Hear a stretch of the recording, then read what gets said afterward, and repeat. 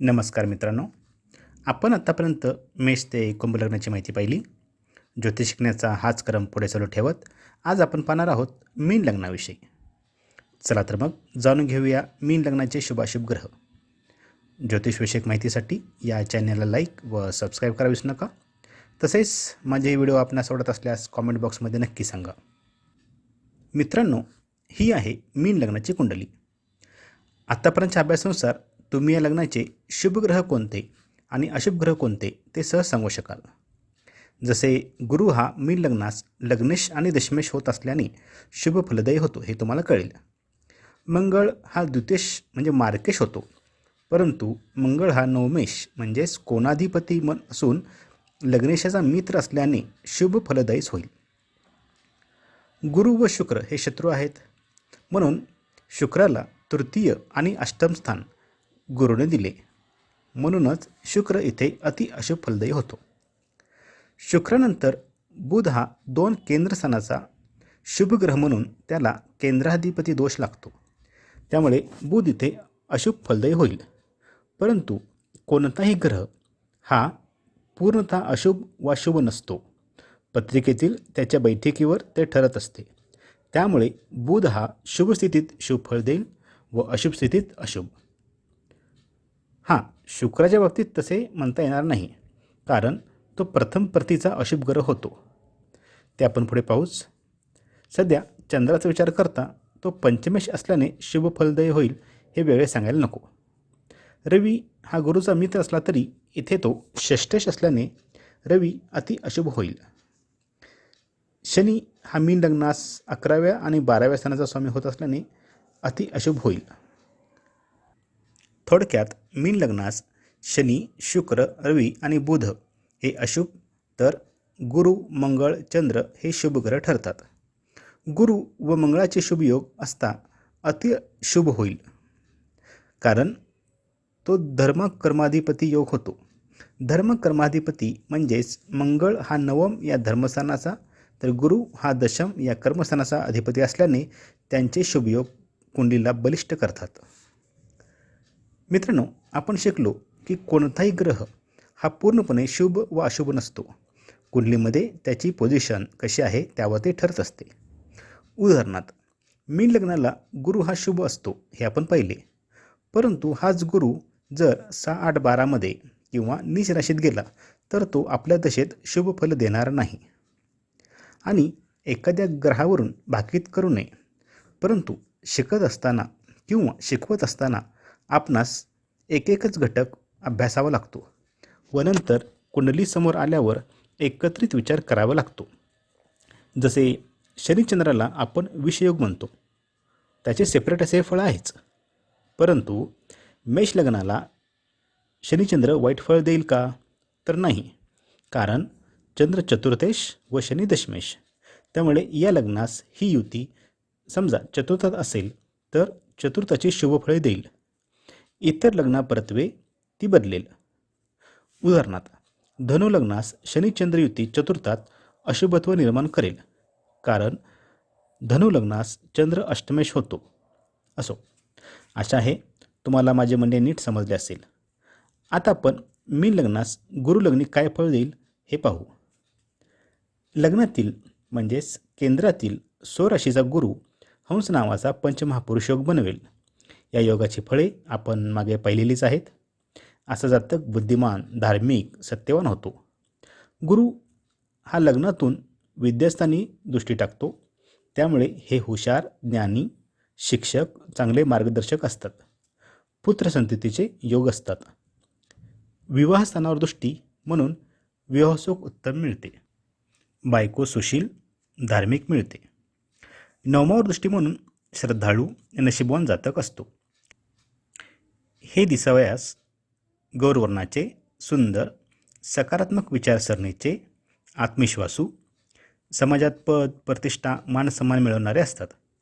लग्न म्हणजे देह, शरीर नाही का? त्यामुळे लग्नातील स्वराशीचा गुरु व्यक्तीला आरोग्य देईल. तो दशमेश असल्याने व्यवसायात लाभ होईल. रवी शुभ स्थितीत असेल तर वडिलांचे सुख मिळेल. परदेश गमनासाठी हा गुरु शुभ असतो असे म्हटले तर त्यामागील कारण तुम्ही कमेंट बॉक्समध्ये लिहून सांगू शकाल का?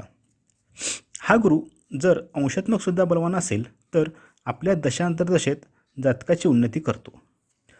परंतु समजा इथे गुरु राहून युक्त असेल तर या फळात कमतरता येईल, नाही का? अशावेळी चांडाळ योगाची शांती करून घेणे इष्ट ठरते.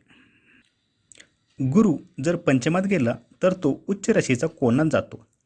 ही स्थिती पण अतिशुभ फलदायी होईल.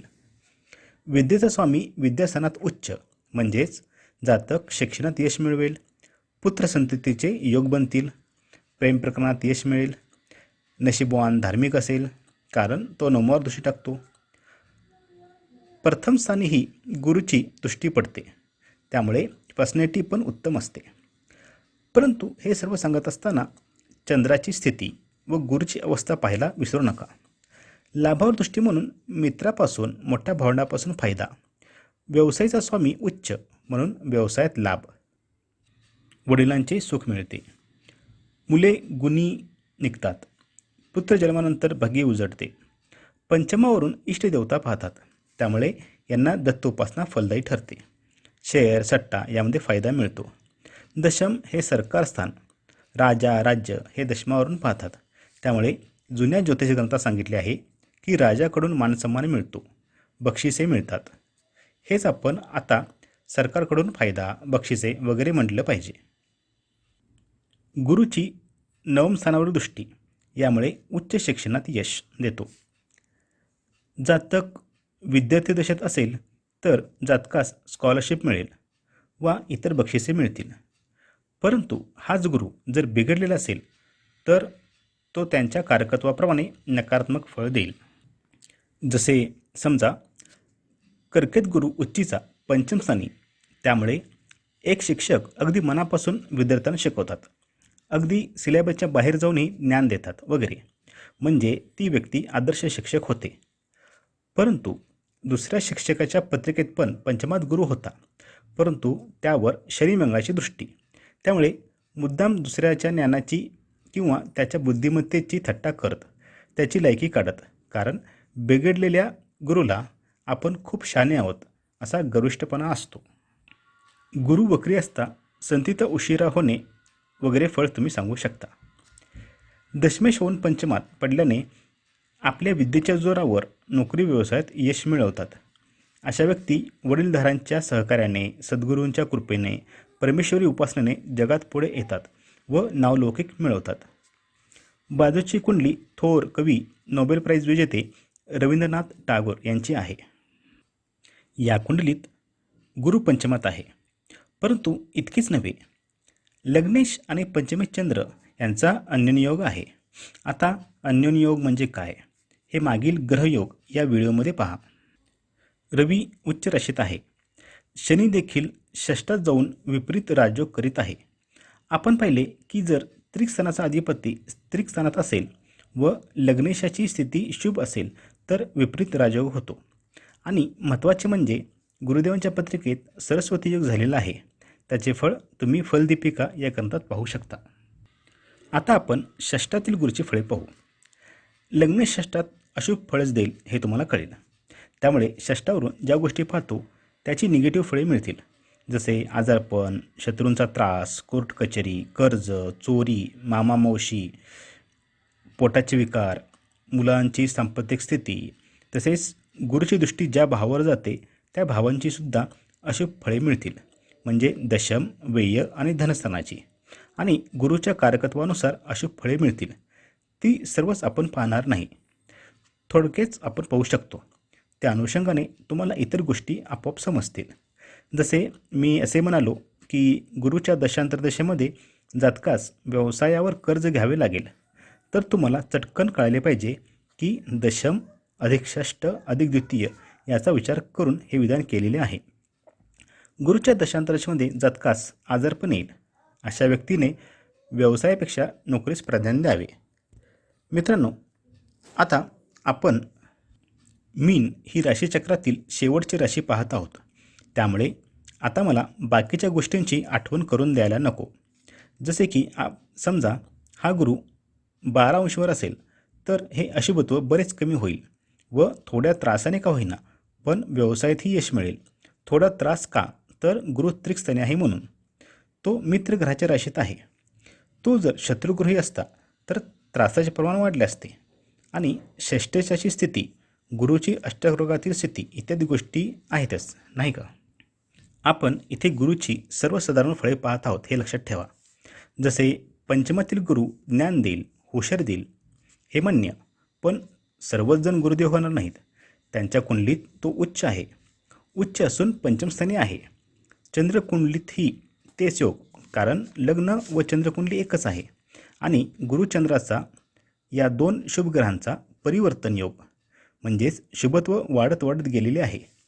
परंतु शिकत असताना तुम्हाला सर्वसाधारण फळेच अभ्यासाविषयी लागणार आहेत.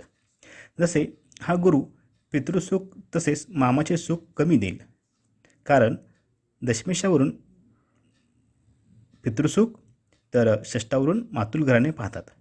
आणि मागे सांगत आल्याप्रमाणे इतर ग्रहयोगाच्या अनुषंगाने विचार करावा. जसे समजा इथे गुरु राहू युती असेल तर जुन्या ज्योतिषग्रंथात सांगितले आहे की अशी व्यक्ती राजाकडून दंडित होते व तुरुंगवास होतो. यामागील कारण तुम्ही आता सहज ओळखू शकता, नाही का? शिक्षणात हा गुरु अडचणी आणतो. यामागे गुरुचे कारकत्व विद्यार्जन हे लक्षात घेतले आहे. हा गुरु मध्यम वयानंतर व्यक्तीला स्थूल बनवतो. यामागे मेदवृत्ती करणारा गुरु हे आपणास कळेल. वडिलांना आजारपण, कारण वडिलांचा कारक रोगस्थानी, किंवा वडिलांशी पटत नाही, कारण दशमेश शत्रुस्थानी. परंतु नेमकं काय घडेल हे नक्की सांगू शकत नाही, म्हणून पितृसुखात कमतरता एवढेच आपण म्हणावेचे. अशावेळी रवीचा पण अभ्यास करावायला हवा. हे सर्व सांगायचे कारण ही आपली शेवटची राशी आहे, त्यामुळे तुम्हाला हे माहीत हवे. मागील व्हिडिओमध्ये मी वेळोवेळी एक एक गोष्ट सांगत आलेलो आहे. जसे समजा पंचमावरून संतती पाहतो व गुरु हा संततिकारक, पण संततीसाठी सप्तमांश कुंडलीवरही एकदा नजर फिरवायला हवी, नाही का? जसे मगाशी आपण म्हणालो षष्ठात गुरु आजारपण देईल, परंतु इतर शुभयोग असता तो जातकास नोकरी देईल. आणि ह्या नोकरीचे स्वरूप कदाचित दवाखान्यात नोकरी मिळणे वा तुरुंग खात्यात वा समाजाची सेवा करणारा जातक होतो. दशमातील गुरु परत हंसयोग करेल, त्याची फळे आपण पाहिलेलीच आहेत. हा गुरु जातकास समाजात प्रतिष्ठा मान सन्मान मिळवून देईल, नोकरी व्यवसायात यश मिळेल. पंचम दृष्टी धनावर, म्हणून पैशाची आवक चांगली असते. जातक वडीलधाऱ्या मंडळींचा आदर करणारा, वडिलांचे सुख उत्तम असते. चतुर्थ दृष्टी म्हणून घर वाहन याचे सुख मिळते. राजकारण सरकारी यंत्रणेकडून लाभ होतो. षष्ठ दृष्टी म्हणून आजारातून संरक्षण करेल, म्हणजे तब्येत उत्तम राहील.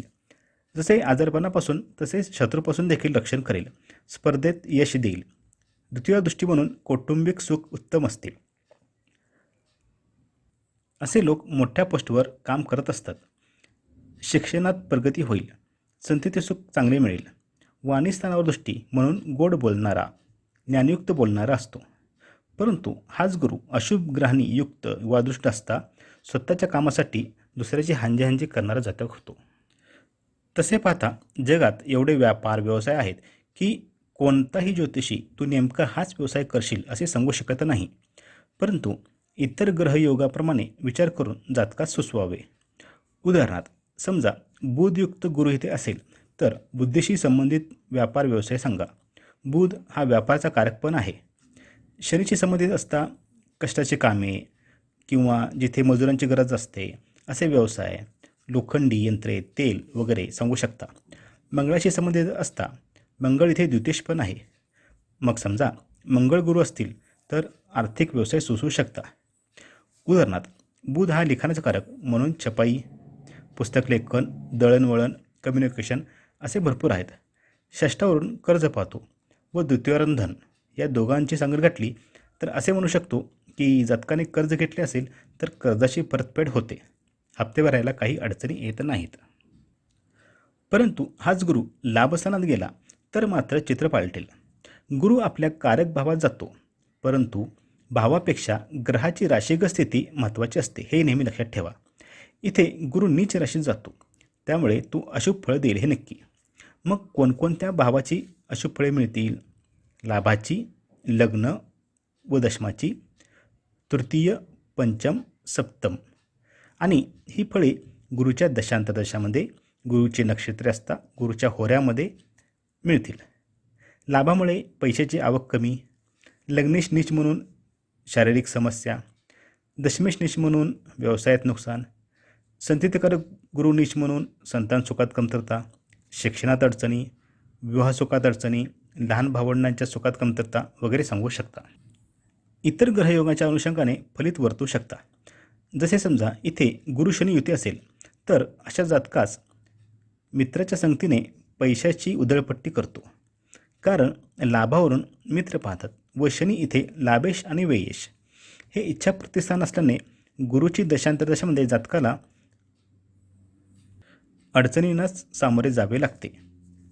अशावेळी जातक ज्योतिषाकडे जातो व नोकरी व्यवसायात अडचणी येत आहेत असे सांगतो. मग ज्योतिष महाराज दशमेश गुरु आहे म्हणून गुरुचे रत्न वापरायला सांगतात व हेही सांगतात की रत्न माझ्याकडचेच घ्यायचे बरं का. जातक म्हणतो करून पाहू हाही उपाय आणि गुरुचे रत्न वापरतो, म्हणजे तुमच्या शत्रू झालेल्या ग्रहाला चांगले खाद्य पुरवता आणि अजून नुकसानीत जाता. असो, आता आपण मीन लग्नास मंगळ काय फळ देईल हे पाहू. आपण पाहिले की मंगळ हा मीन लग्नास द्वितीयेश आणि नवमेश होतो.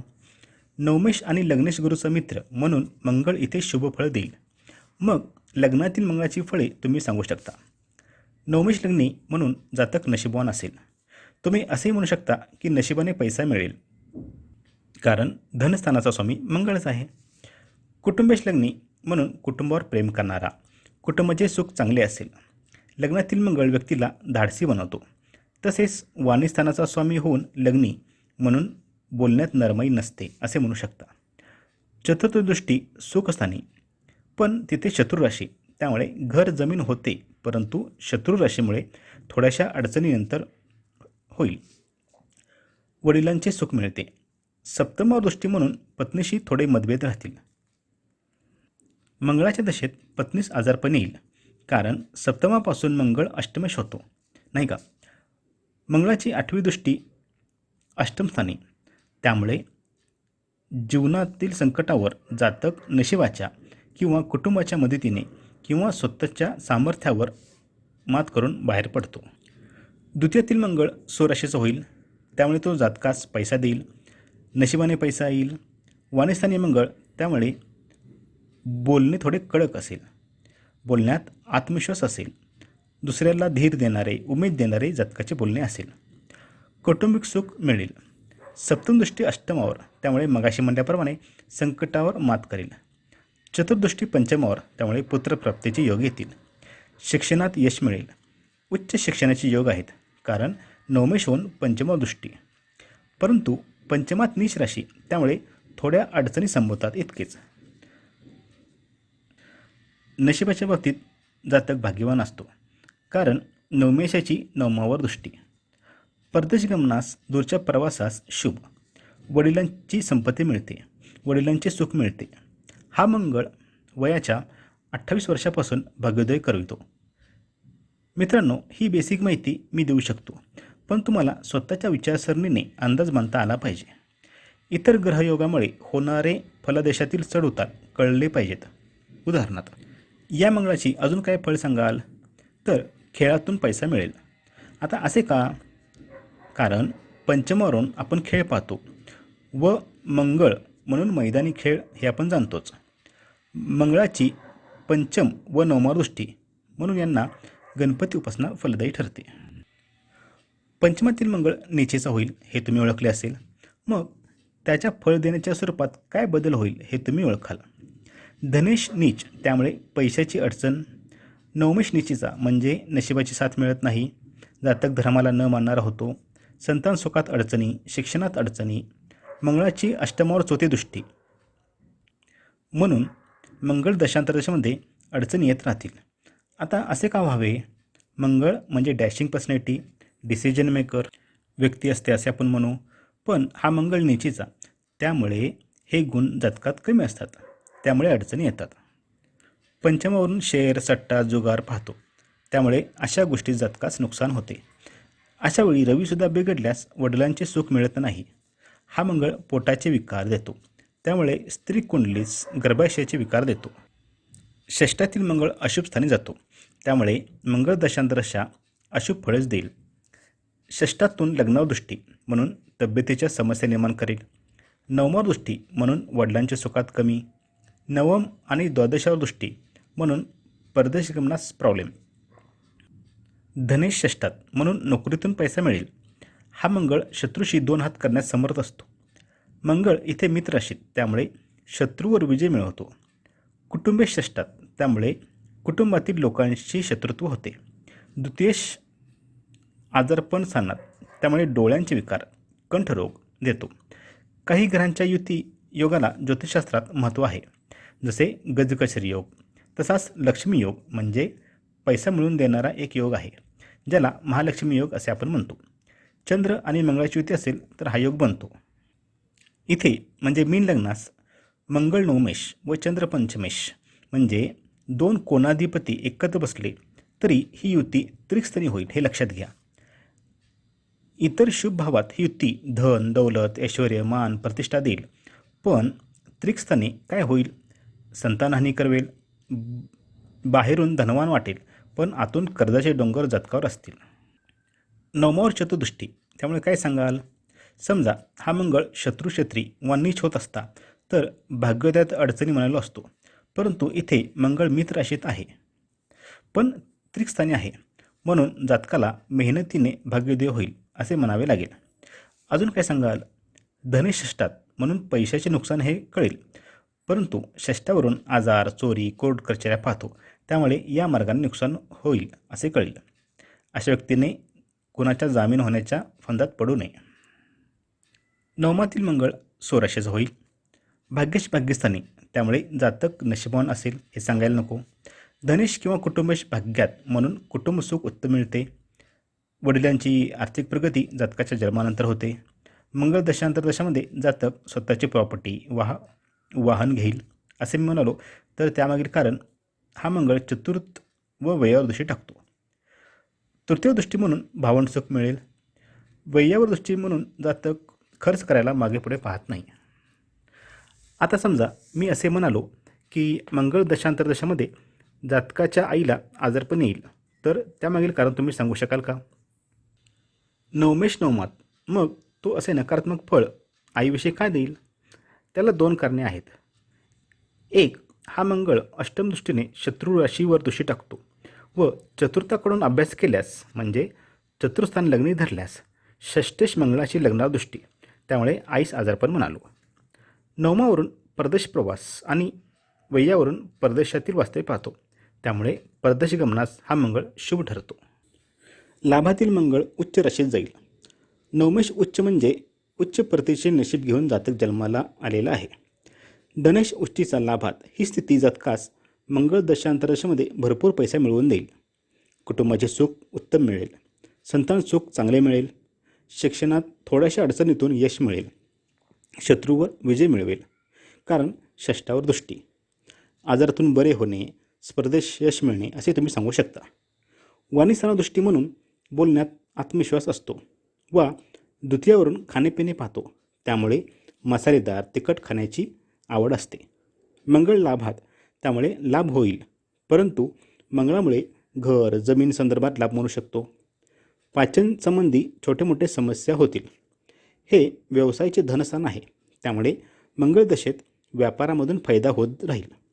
नवमेश उच्च म्हणून धर्माला महत्त्व देणारा, गुरुजनांचा वडीलधाऱ्यांचा आदर करणारा जातक होतो. आज इथेच थांबू.